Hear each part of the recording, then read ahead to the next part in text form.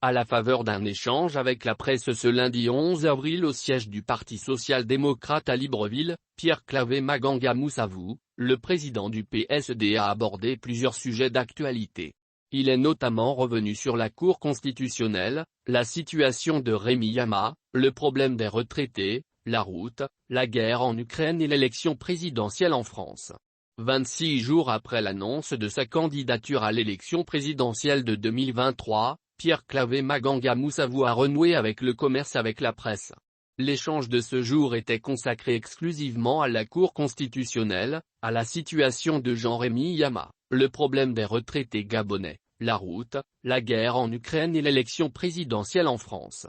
D'entrée de jeu, le leader du PSD a indiqué que sa formation politique organisera, dans les jours à venir, des congrès provinciaux ou départementaux afin de faire adouber sa candidature pour la future élection présidentielle, scrutin pour lequel la Cour constitutionnelle est souvent sollicitée en cela que c'est l'institution en charge de vider le contentieux électoral. Comme une réponse à apporter à la présidente de cette institution, Marie-Madeleine Amborancio lorsqu'elle appelait les acteurs politiques à une concertation avant le scrutin, Pierre Claver Maganga Moussavou pointe la responsabilité de la Cour. Pour lui, en effet, la présidente de la Cour constitutionnelle se moque des partis politiques quand elle demande de se concerter avant les élections.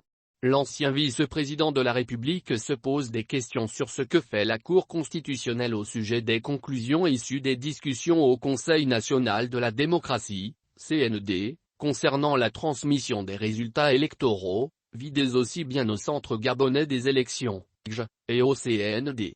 La démarche voulue par Marie-Madeleine Amborancio, poursuit Maganga Moussavou, est vouée à l'échec d'autant plus que la loi, selon le Bouvier de Moutassou, ne peut être modifiée l'année qui précède l'année de l'élection.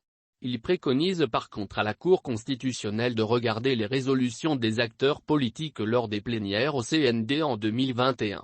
Sur la situation de Jean-Rémy Yama, leader syndical incarcéré à la prison centrale de Libreville depuis le 2 mars dernier et dont les membres de la Convention nationale des syndicats du secteur éducation, CONACYZ, ont décrété ce jour la journée école morte, l'ancien maire de Mouila a simplement demandé sa libération sans condition, avant de poursuivre que le dossier sur les accusations de président du Senec est vide.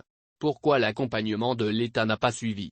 S'est-il interrogé, avant d'apporter, en guise de soutien, une somme de 1 million de francs CFA à Jean-Rémy Yama. Concernant les retraités gabonais, le PSD préconise que les dossiers de ces derniers soient déjà prêts un mois avant leur départ à la retraite. Une fois parvenu au pouvoir, le leader du PSD prévoit une dotation de 15 milliards de francs CFA pour financer les projets aussi bien pour les retraités, les jeunes et les femmes. L'objectif est de créer les richesses même étant à la retraite.